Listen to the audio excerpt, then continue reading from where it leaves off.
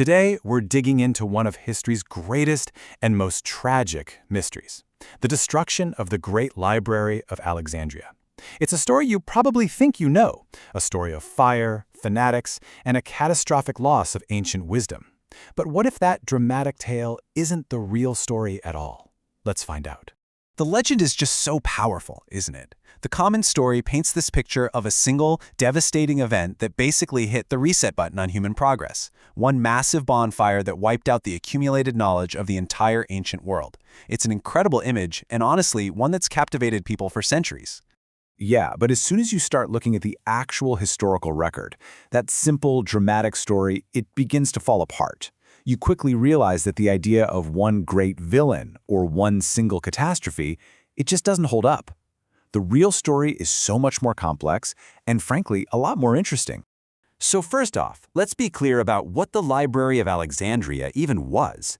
You know, it wasn't just some building with shelves of scrolls. It was the beating heart of a revolutionary research institute called the Museum, the Shrine of the Muses. Think of it like the world's first ever university campus, a massive think tank with lecture halls, observatories, even a zoo. And its goal?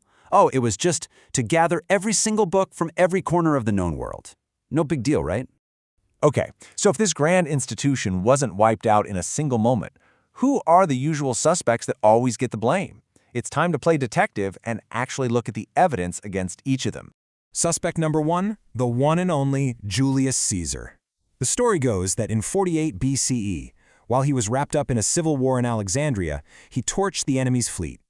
The fire then supposedly spread from the ships to the docks and engulfed the Great Library. But here's the thing, Caesar wrote his own detailed accounts of the war, and guess what he doesn't mention?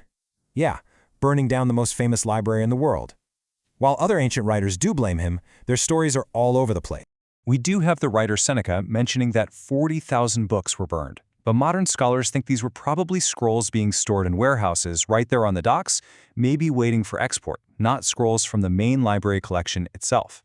And maybe the biggest clue that Caesar didn't deliver the killing blow?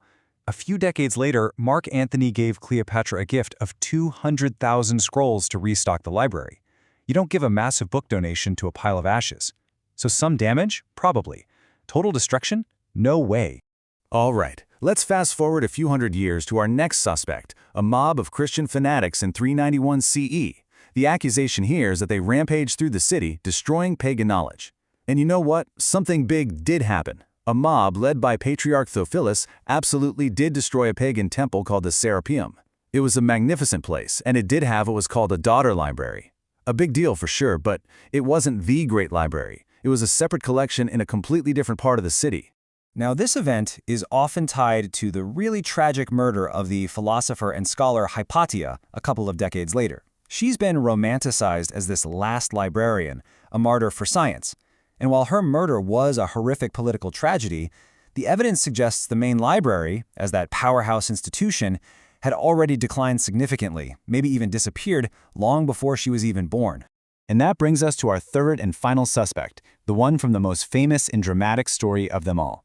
This version puts the blame squarely on the Arab conquest of Egypt in 642 CE, with the Caliph Omar supposedly giving this very chilling order about what to do with the library's books. But here is the massive, glaring problem with that story. The very first time it appears in any written source is in the 13th century. That is more than 500 years after it supposedly happened. Think about that. Not a single historian writing at the time of the conquest, not Christian, not Jewish, not even Muslim, ever mentions it. It's because of this huge gap that historians today are pretty much unanimous. The story is a much later invention. So if it wasn't Caesar or a mob or the Caliph, what really did happen to the Library of Alexandria? Well, the truth isn't a single explosive event. It's much quieter and, in a way, much more tragic. It was a slow fade into history. The library didn't die in a blaze of glory. It really did suffer a death by 1,000 cuts. The problem started way back in 1450 BCE when a pharaoh named Ptolemy VIII kicked all the foreign scholars out of the city, which was a huge blow to its intellectual life. Then, over the centuries, rulers just stopped caring as much. Funding dried up, and don't forget, the scrolls themselves were made of papyrus, super fragile. They get damp, bugs eat them, they just fall apart. Without a massive dedicated team of scribes constantly making new copies, they would literally just turn to dust. Add on top of that centuries of riots, wars, and general urban decay in that part of the city, and the library just didn't stand a chance.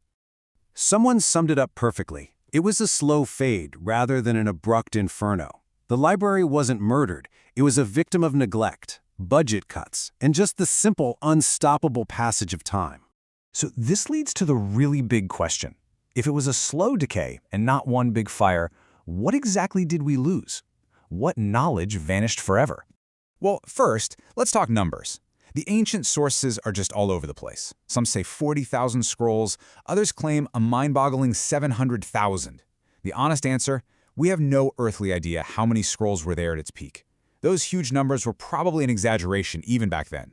And what about the knowledge on those scrolls? Well, the idea that every copy of every important ancient work went up in flames is also a myth. The most famous texts, works by people like Plato or Homer, had been copied many times over and were safe in other libraries. No, the real loss wasn't just the books, it was the place itself, the intellectual ecosystem. It was the first time in history that so many of the world's greatest minds were gathered in one place to collaborate, argue, and build on each other's work. That synergy is what vanished. But, the story doesn't just end with dust and decay. That dream of Alexandria being a global center for knowledge is just too powerful to die completely. And in our time, it's actually been reborn.